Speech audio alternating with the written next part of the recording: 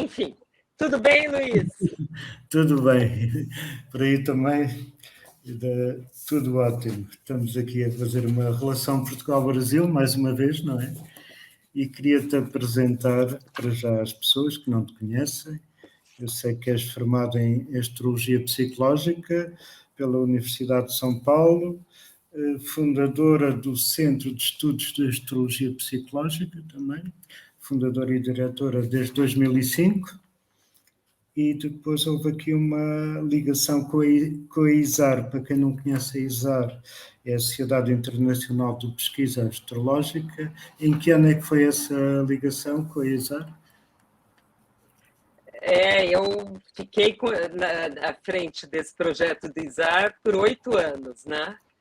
E trouxe a certificação para o Brasil, e depois Exato. A Isabel esteve aqui e levou para Portugal também, né?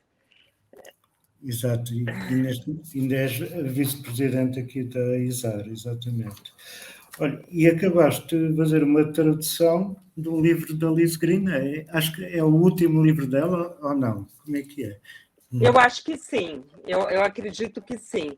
É um livro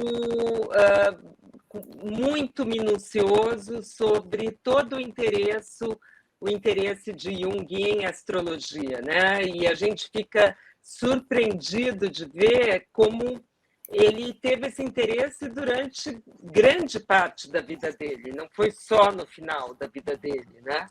E o livro foi traduzido como Jung, o Astrólogo, e já está em Portugal, na livraria Senda, e também pode pedir pelo link da livraria Senda. Eu acredito que deva estar chegando fisicamente ao longo de julho. Para quem não quiser esperar ainda pelo livro, também tem a versão em PDF da Bertrand. A Bertrand está a comercializar aqui também a versão Sim. Em e-book, acho eu que se chama e-book. Exato, para quem quiser. Tá correndo aí uma versão em PDF, tem para comprar. Tem na Amazon, tem na própria editora Pensamento. Enfim. Exatamente. Aliás, o livro foi traduzido para a editora Pensamento, não é? Como? É a editora Pensamento que fez a edição do livro. Editora Pensamento, exatamente. Isso. Tá bom. Então, dentro da tua formação em psicologia, como é que chegaste a psicologia e astrologia, como é que chegaste ao Carl Jung? Foi logo de início ou foi mais tarde? Não, porque foi assim, eu fiz a psicologia lá nos 20 anos, né? Como era a minha profissão central mesmo. Cheguei a ter consultório, atender pacientes e tal. Mas você sabe como que é a astrologia, né? Quando a gente é picado pelo mosquitinho, né? Pelo bichinho, aí eu dei um mergulho total. Durante um tempo ainda continuava com a psicologia, mas depois eu comecei, daí logo eu comecei a ir naquelas conferências do ISAR nos Estados Unidos, e logo me encantei por esse programa aí de certificação que você mencionou, né? E fui de novo, fui fazendo as etapas, e aí foi isso. Daí, quando eu vi, eu já tinha fechado o consultório e já estava totalmente na astrologia, totalmente. E dali para cá, daí eu já comecei a ter cursos. Naquela época eram cursos presenciais, né? Claro, Agora, em 2005 eu comecei com os cursos presenciais. E em 2011 eu comecei a migrar para online já. Aí foi um processo, 2012, 2013. Aí, assim, atualmente eu só tenho cursos online. Só. Online. Não tenho então, mais. Fizeste uma transição muito cedo. Uma transição muito cedo. Exato, tinha quase ninguém estava tendo curso eu online. comecei em 2017, 18, um pouco mais não existia Hotmart, nada disso. Aquela plataforma Moodle, né? Então, Sim. eu fui migrando para essa plataforma, era todo um trabalhão, né? Um trabalho longo, extenso. E Claro, aí eu tenho os cursos de formação e de especialização nessa plataforma. E eu fico muito apaixonada pelas interrelações entre astrologia e psicologia. E dentro da psicologia, vamos dizer, a vertente que mais se aproxima da astrologia é a psicologia analítica do Jung. Né? Tanto é que antes da astrologia, a vertente que eu seguia mais era a psicanálise. Okay. Mas depois eu acabei indo para a psicologia analítica do Jung por causa da astrologia, porque é impressionante o paralelo que a gente pode fazer. Eu acho que hoje na live nós vamos falar bastante disso, dessas interfaces, né? São muitas interfaces. Exatamente. Que a gente pode fazer. Por isso que iria começar por logo aqui uma questão daquilo que o Jung também chama persona ou vários eus, que na astrologia tem correspondência com os nossos planetas, não é? Queres falar um bocadinho disso? Sim, sim. Então, eu identifico, e é assim que eu ensino nos meus cursos de especialização, a persona, ela tem a gente pode fazer uma interface muito clara com o ascendente. Claro que um não é o outro, tá? Nós nunca podemos reduzir a astrologia, a psicologia analítica do Jung, nem a psicologia analítica do Jung e a astrologia. São conhecimentos diferentes. O que a gente pode fazer é um olhar para o outro, né? E estabelecer as interfaces. Então, a persona do Jung,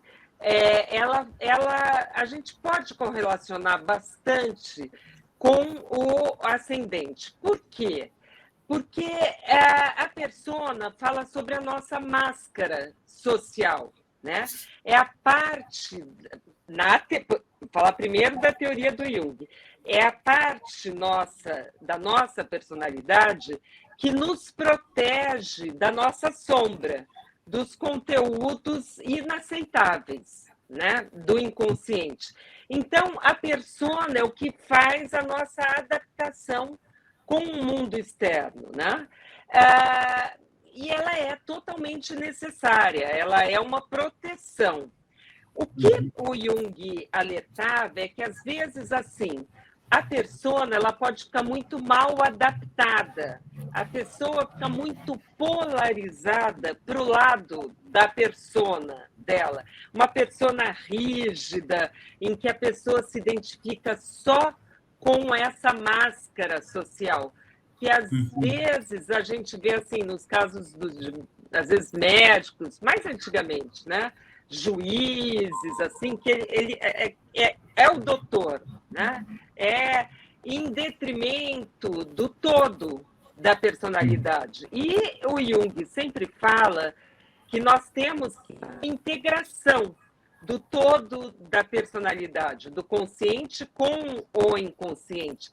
Então, tudo que você polariza muito para um lado não é bom, né? Precisa ter um equilíbrio entre persona e sombra, né? Então, nunca pode a persona preponderar demais ou você ter uma persona mal adaptada que não te adapta ao mundo externo.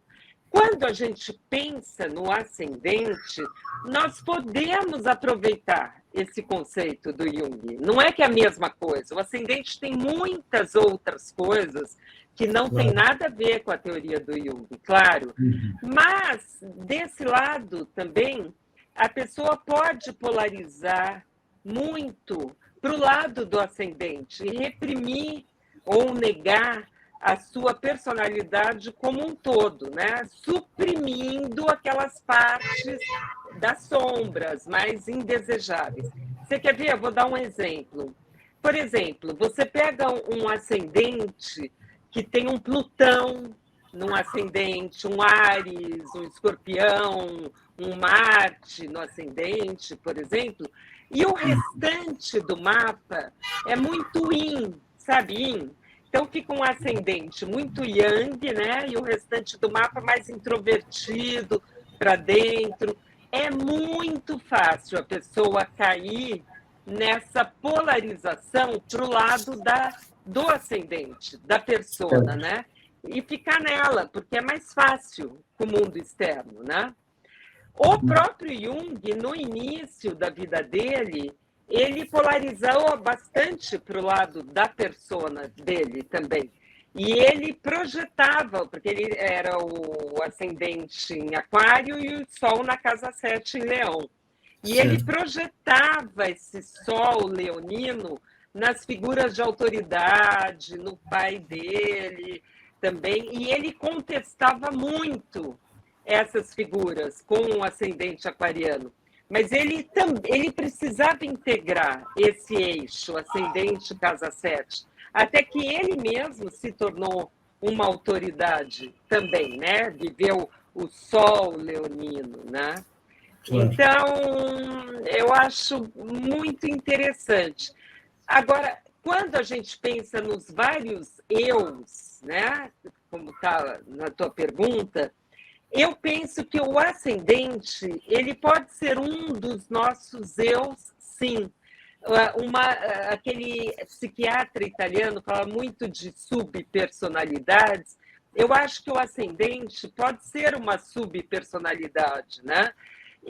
Mas também a gente pode ver os vários eus através dos complexos que existem no mapa, aquelas configurações tensas, os T-squares, os iods, eles vão formando uma subpersonalidade, né? Então, por exemplo, você pega um ascendente que tem um Plutão, e ainda esse Plutão é um planeta focal de um T-square, por exemplo, mesmo que o mapa todo vá para Libra, Peixes, Câncer, enfim, aquilo vai falar muito alto, vai ser um eu, como que um eu à parte, sabe? Se impondo no mundo externo. Não sei se deu para ficar claro. Sim, eu percebi bem o exemplo. Sim, cada planeta que esteja em pontos focais ou que esteja muito acentuado pode realmente tentar ser de algum modo o comandante do navio, não é?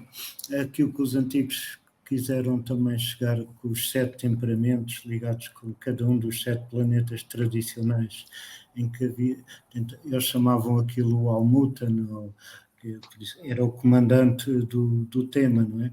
Por isso, quando há um planeta muito acentuado, um ou dois, eles podem ser muito expressivos e realmente serem dominantes, quererem dominar o Almuten, sem dúvida nenhuma, sim. Eu concordo que pode se tornar uma subpersonalidade atuante, sim. Exato. Com certeza. Pode ser o comandante do tema, eu acho.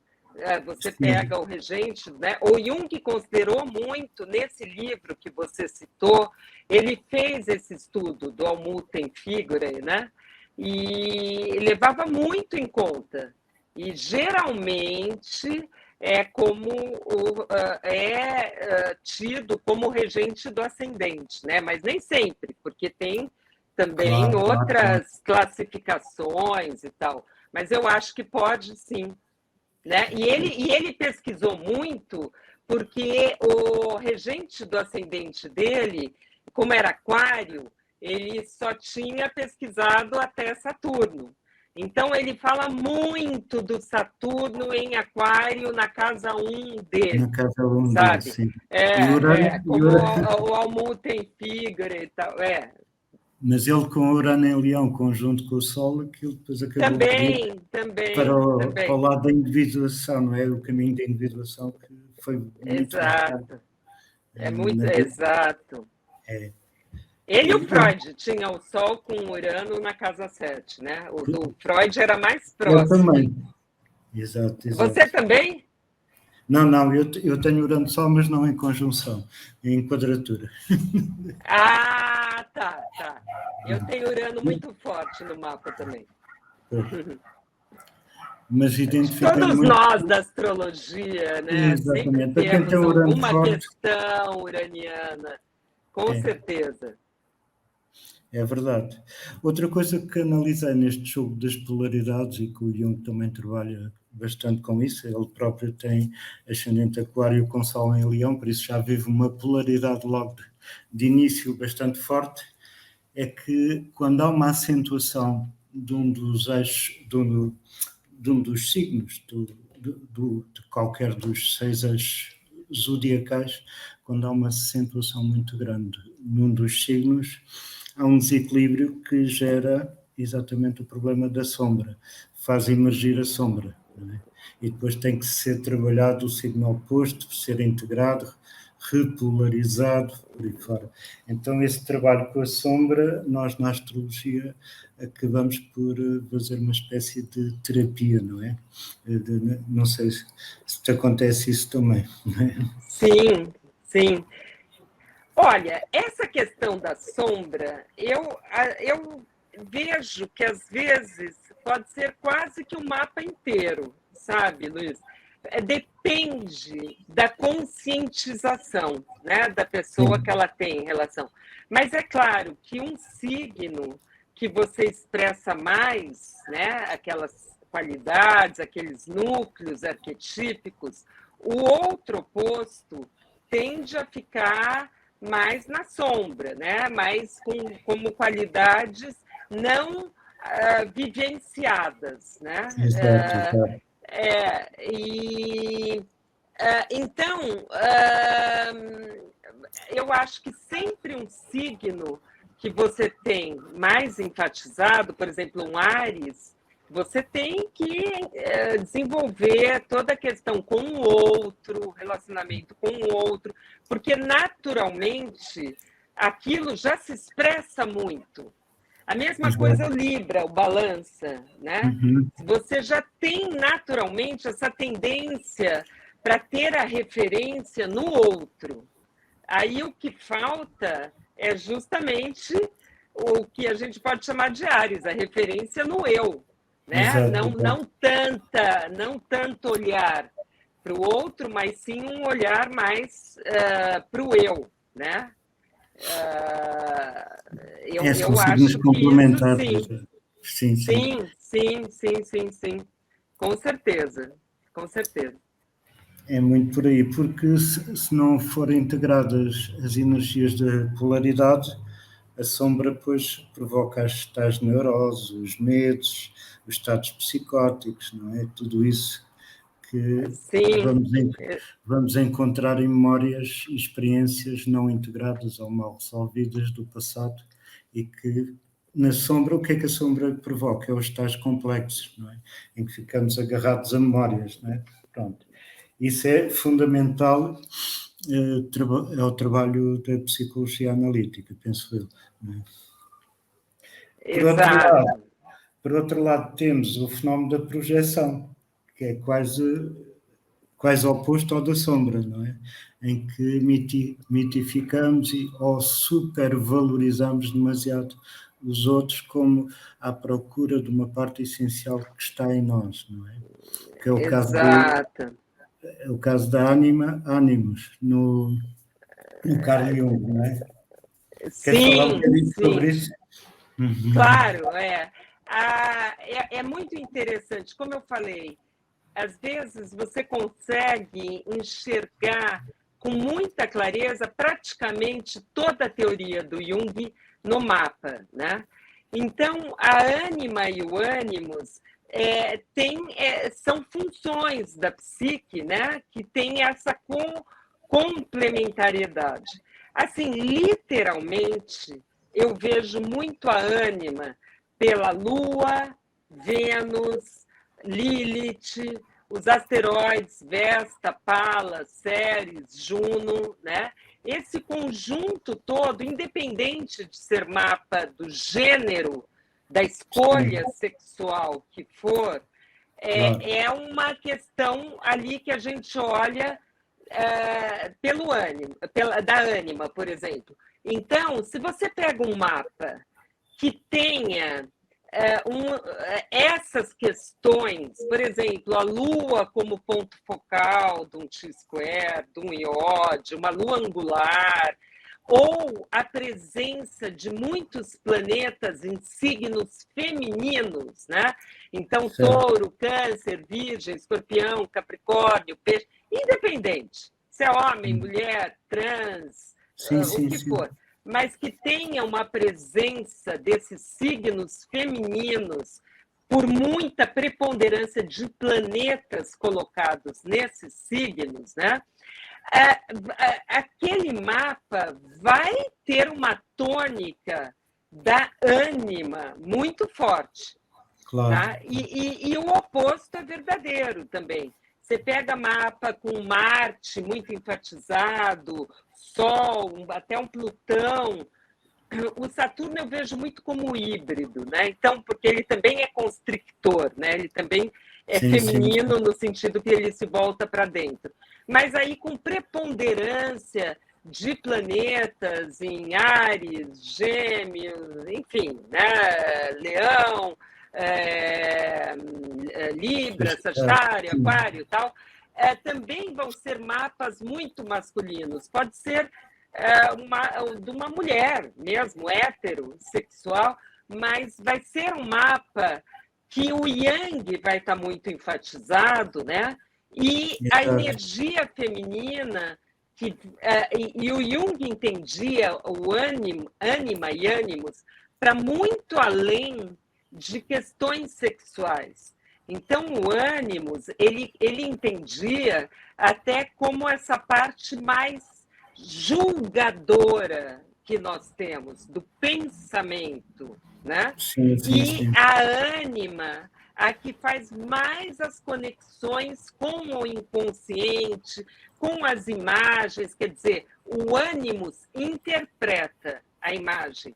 A ânima é a que vivencia a imagem do sonho, da fantasia, sem procurar interpretar, julgar, nada, né? Então, quer dizer, às vezes a pessoa tende a projetar, por exemplo, se for um mapa de um homem que é muito feminino, o mapa, e ele, por educação e condicionamento familiar, ele pode reprimir, mas tudo que você reprime na tua personalidade pode se apresentar pela via da neurose, dos sintomas, das ansiedades, do pânico, das angústias, dos medos, das fobias. Nada é bom que seja reprimido, né? Então, por isso que o mapa é tão importante para a gente conhecer a personalidade como um todo. Então, quando eu olho para um mapa e que vai para esse lado de ânima e ânimos, eu sempre faço essa análise também desse conjunto, sabe?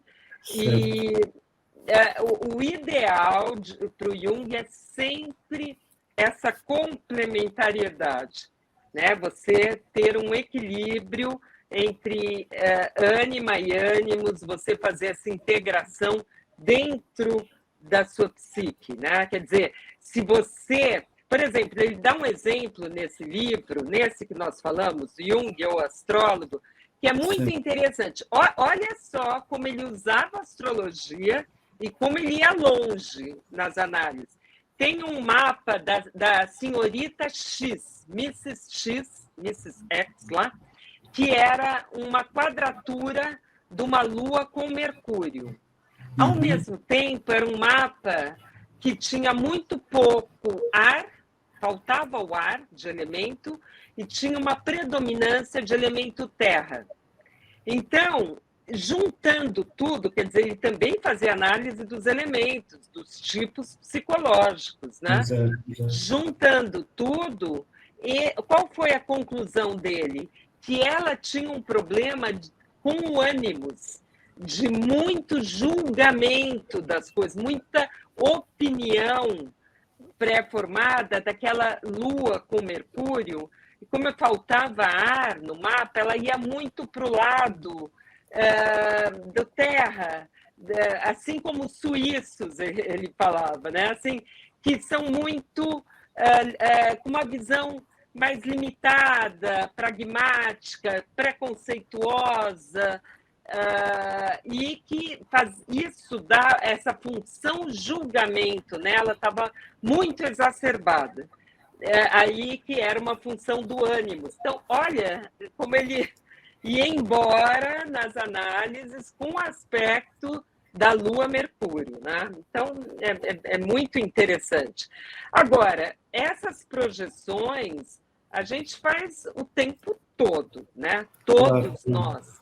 Agora, a gente pode pegar alguns setores do mapa que, por si só, são mais projetivos. A casa 7 é a casa mais projetiva, nós sabemos, e as casas psíquicas, né? A casa 4, 8 e 12. São as mais... Por quê? Porque são conteúdos que a gente tem dificuldade de entrar em contato. Então, a gente tende a não ver na gente, porque você não enxerga em você, e projetar no outro. Claro, esse mecanismo de projeção, tudo que a gente não quer entrar em contato, a gente vê facilmente nas outras pessoas, né? Por isso os outros também são catalisadores dos nossos processos individuais. Nesse sentido, são úteis desde que não fiquemos agarrados a isso, não é? Desde que não criamos dependências, não é? Por isso, exato. Então, conforme tiver a ânima no mapa, se for um mapa de um homem heterossexual, ele vai projetar essas imagos femininas, né, da Lua, dos asteroides, da Lilith, né, nas mulheres com quem ele for se relacionar. Você quer ver? Eu vou te dar um exemplo. Eu tenho um amigo que ele tem Lua entre Plutão e Urano.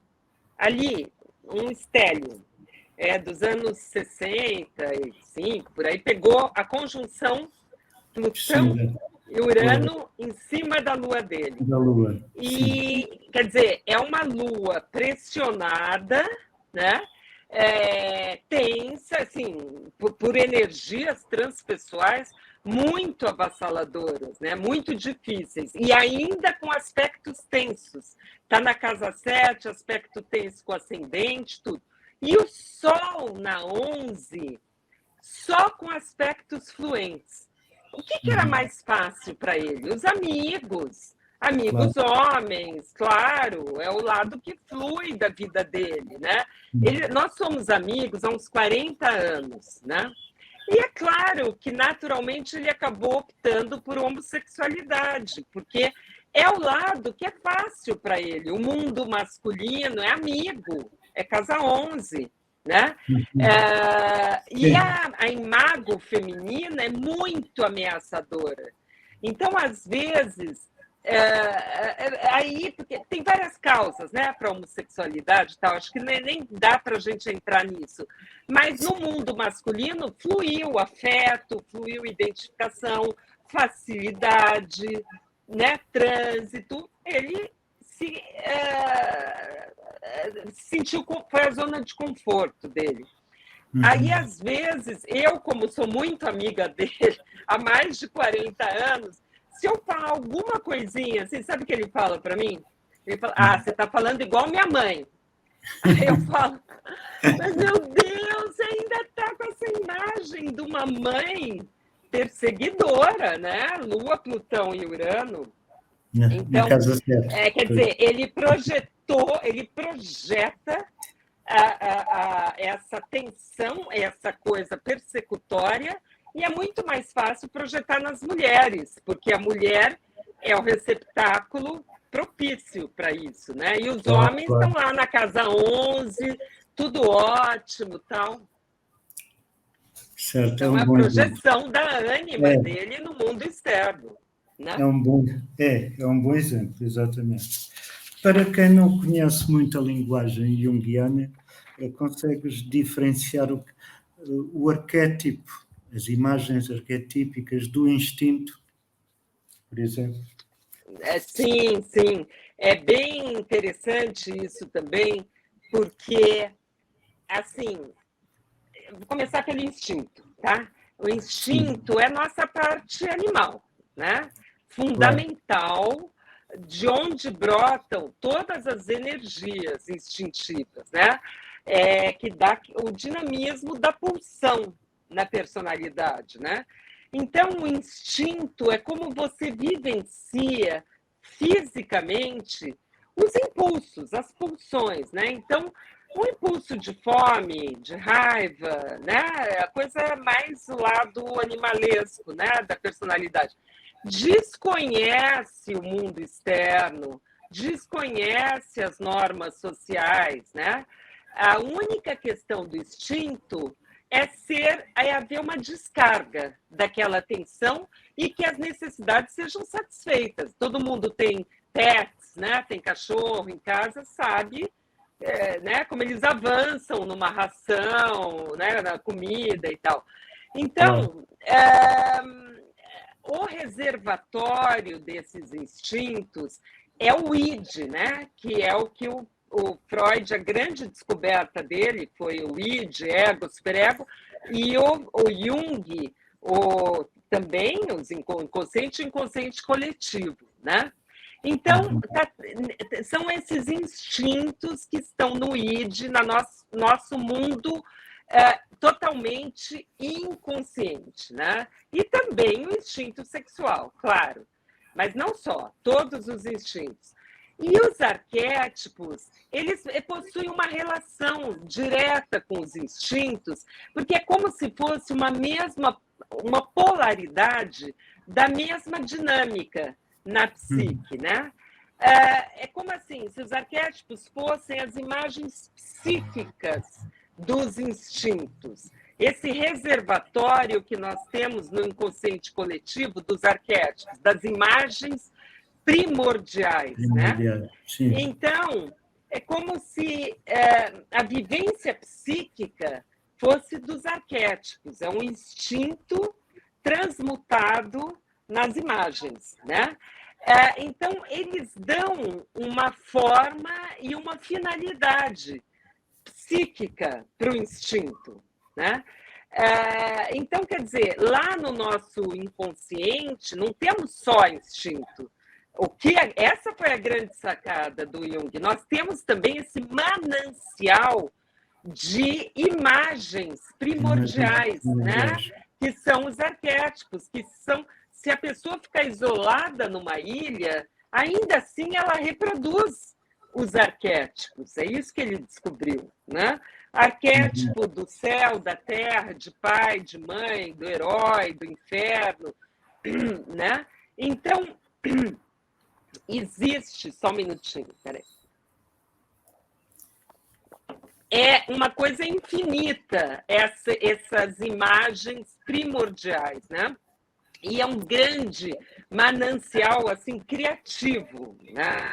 E que também vai aparecer de uma forma totalmente atemporal nos rituais, nos sonhos, os arquétipos, né? Nas mitologias, nos contos, nas religiões, na astrologia, nas artes, né?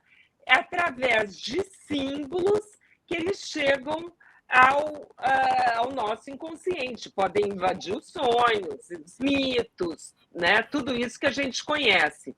Mas sempre lembrando que os arquétipos são formas vazias, né? É um recipiente vazio, que eles são preenchidos com a experiência individual de cada pessoa, né? Porque a gente não entra em contato com o arquétipo, você entra em contato com as imagens arquetípicas, né? É impossível você entrar em contato com o arquétipo de Deus, né? Com os planetas na astrologia, né? Você é como se eles fossem assim, um arquétipo virtuais, né?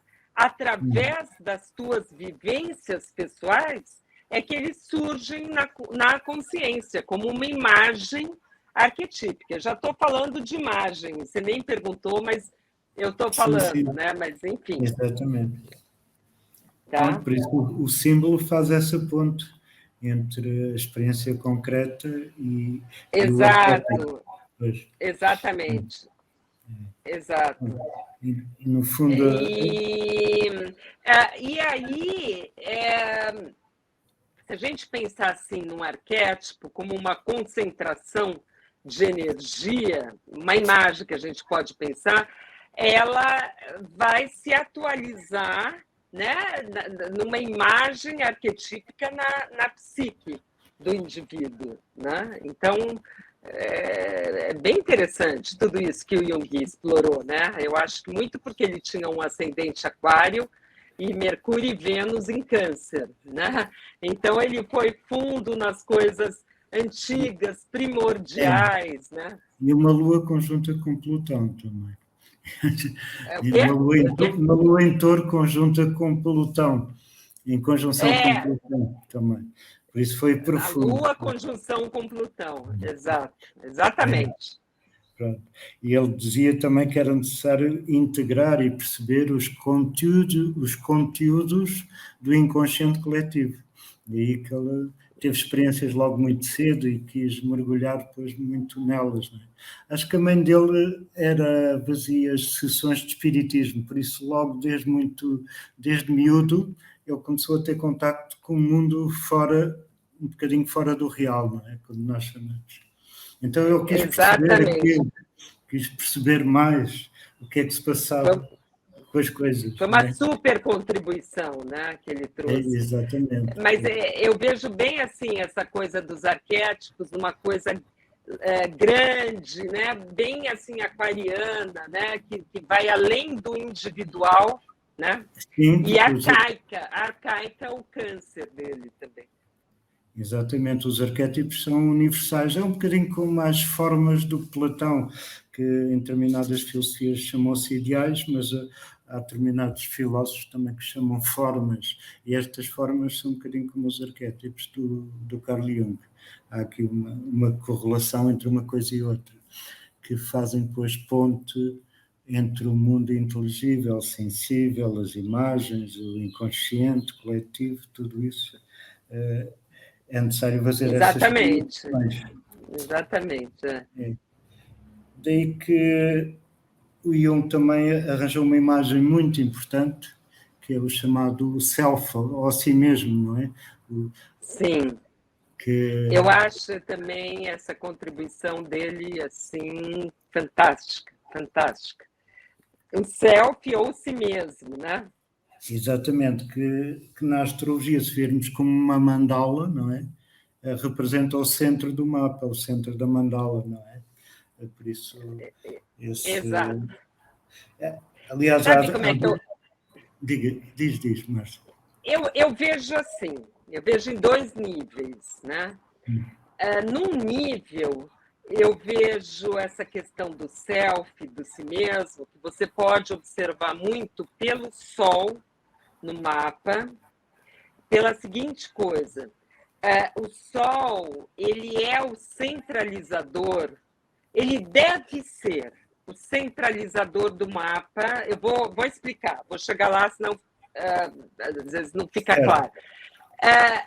Ele deve ser o centralizador da personalidade e os complexos todos das configurações, que essas coisas que a gente fica repetindo, automatizando, né, de forma automática, inconsciente, deveriam ficar subordinados a esse centro regulador da psique, porque se você pensar o Sol, sabe, Luiz, ele, independente dos aspectos que ele faça, ele tem essa função muito parecida com o ego, mas não no sentido do ego freudiano, no sentido do ego junguiano, que é o eixo ego-self, que é um eixo muito mais profundo e que representa a divindade, né, dentro de nós, a nossa parte transcendente, espiritual. Então, mas ele também tem essas funções de coordenar o mundo externo e o mundo interno, que são as funções do ego também, do ego freudiano. De assim, até onde que eu posso ter as minhas vontades, meus instintos satisfeitos e até onde que eu tenho que adaptar ao mundo externo. Não pode tal coisa, tem o outro, existe a sociedade e tal, né? Mas como o Sol fala dessas nossas necessidades básicas, né? Quando você pega um mapa com um Sol sem aspectos, eu acho que é uma das coisas mais complicadas, porque o Sol ele fica com dificuldade de fazer essa mediação. Sim. Entre o interno e o externo, entende? Então, às vezes, eu já vi de várias formas, de várias expressões. Eu já vi, por exemplo, a pessoa ficar muito voltada para ela mesma, né? Uma coisa egóica, assim, desconsiderando o mundo externo. Eu já vi a pessoa não conseguir se ancorar no próprio eu, estar bem em ser quem ela ser levada totalmente pelos complexos, os complexos mandando no mapa. Eu já vi a pessoa chegar num ponto assim de abrir mão de tudo e viver tudo espiritual, assim como não tem um eu mais mandando, né? Então isso é um nível, tá? Que eu vejo do self em si mesmo. A pessoa ela deveria estar muito ancorada nesse eu, em ser quem ela é, profundamente conectada com esse eixo centralizador que é o self, olhando para dentro, conectada com a própria divindade que existe dentro dela, sem se deixar levar pelo externo, pelos complexos, muito firme em ser quem ela é. Um outro nível, então eu observo sempre como está o Sol no mapa, tá? O outro nível desse self que eu vejo é a própria integração do mapa como um todo, a mandala toda, como você falou, né? Porque é exatamente esse transcender do mapa, quando você vai superando as dificuldades do teu próprio mapa, que todos os mapas têm níveis diferentes de dificuldade, mas tem, né? E você vai integrando e aceitando e vai fortalecendo esse eixo do si mesmo, esse eixo ego-self, dizendo isso é meu, você vai recolhendo as tuas projeções, você vai aceitando até o momento que você fica em paz em ser quem você é, com as dores e as delícias, né? Como dizia na música do Caetano, né? As dores e as delícias de ser quem se é, entende? Exato. Então, também, não é só coisa boa, é também uma profunda aceitação. Mas quanto mais você está ancorado nesse eixo do si mesmo, mais essas projeções, atuações, repressões, confusões na vida, no mundo externo, elas vão diminuindo. Vai tudo diminuindo, porque você vai recolhendo, fala, esse material é meu, eu não preciso projetar, eu já sei que isso é meu. Sim. Entende? Então, tudo isso eu acho que é integração, E ele fala, né, que a gente nunca termina, você nunca integra 100% todo o teu mapa. Mas eu acredito muito nesse caminho de que você pode melhorar muito essa Exato, exato. integração. Sim, eu faço esse paralelismo para já com o caminho de individuação do Carl Jung, que é, no fundo, é percebermos e consciencializarmos melhor o nosso ego, porque o ego é o centro da consciência, numa primeira fase, e depois fazer o salto para o self, que é o chamado caminho transpessoal, onde podemos dizer que é um caminho infinito, mas é um caminho de grande realização, porque vai estando mais longe do instinto e vai estando mais conectado com a Sim, linguagem simbólica, exato. mais longe de uma repetição instintiva, porque quando um planeta está funcionando só numa base muito inerente, um Mercúrio, uma Vênus, um Marte, é uma coisa que eu chamo de funcionamento regressivo, primitivo. Ele só busca aquilo que eu falei dos instintos, do id. Ele só Sim. busca uma descarga, e ser expresso.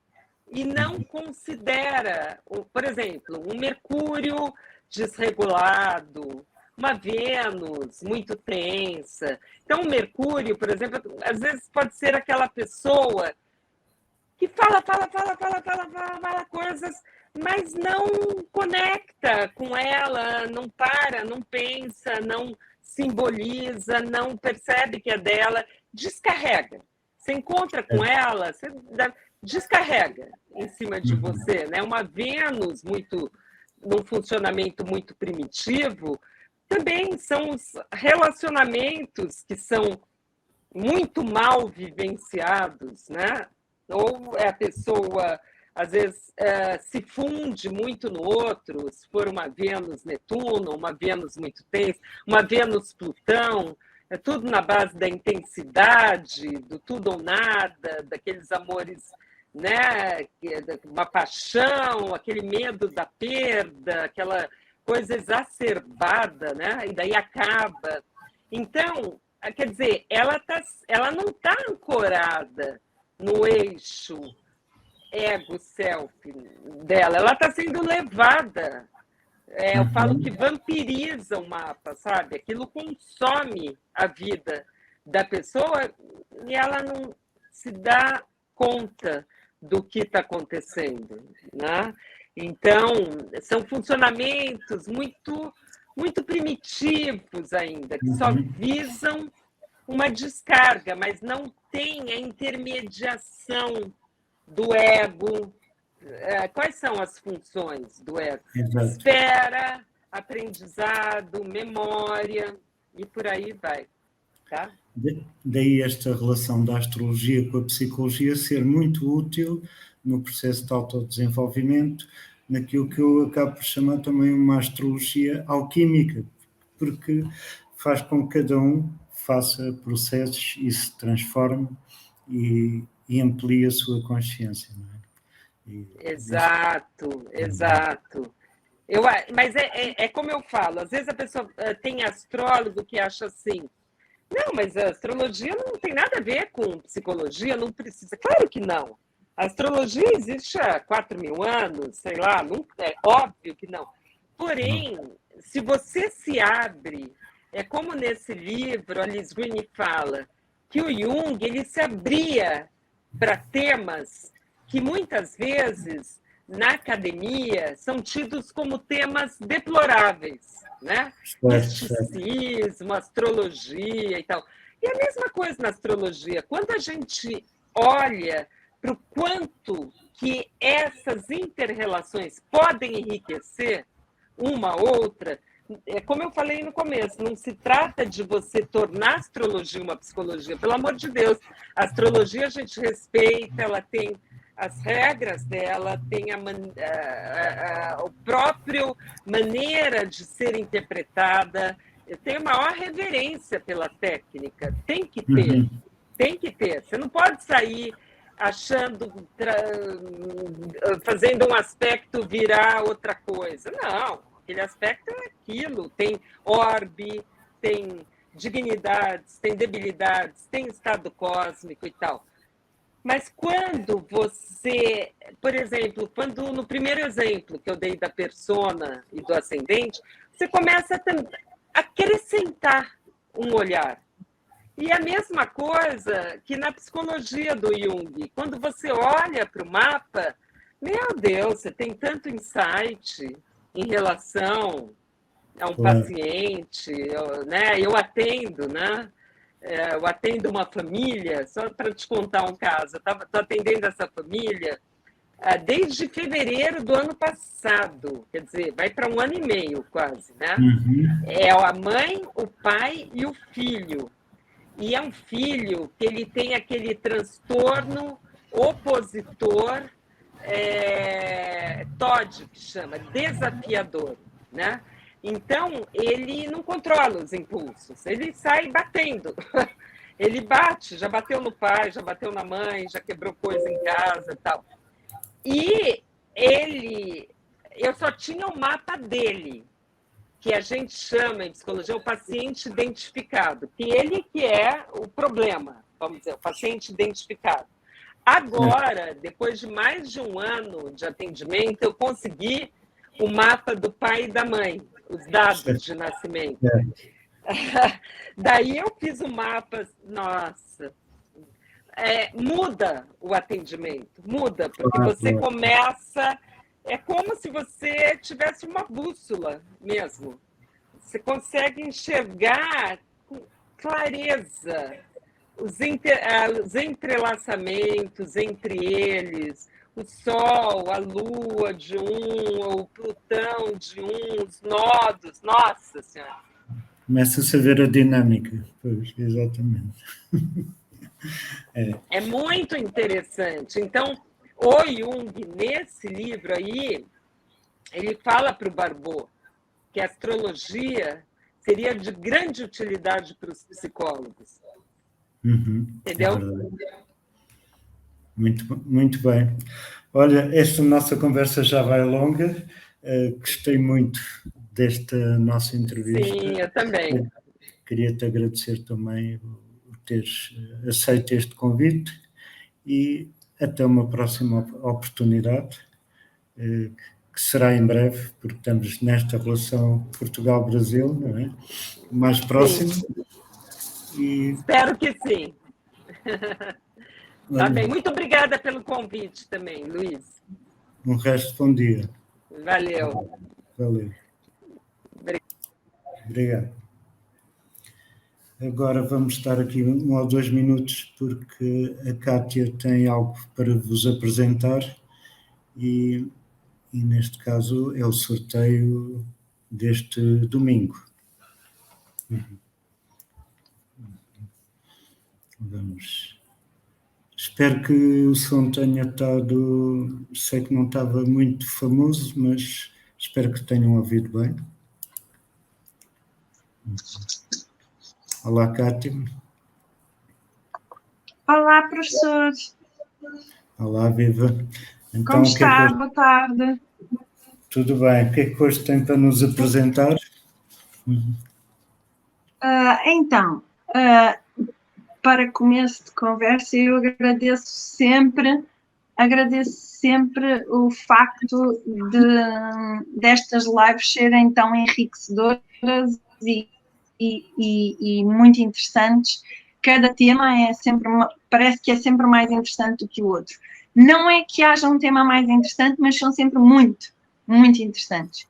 E por isso agradeço não só ao professor Luís Resina, como também à professora Márcia Ferreira, a vossa partilha de conhecimento. Esta semana temos como vencedora do workshop a Maria Ascensão Santos. Muitos parabéns, Maria Ascensão. Vai receber o link do workshop através do endereço de e-mail com que se inscreveu. E aproveito também já para anunciar que na próxima semana, no dia 23, o professor estará à conversa com a sua convidada, Heloísa Miranda, e com o tema Astrologia e Fernando Pessoa. Correto, professor? Certo, muito bem. Então, vamos a isso. Vemo-nos na próxima semana. À mesma hora, cá estaremos. Tenham um bom dia. Obrigado. Deus. Deus.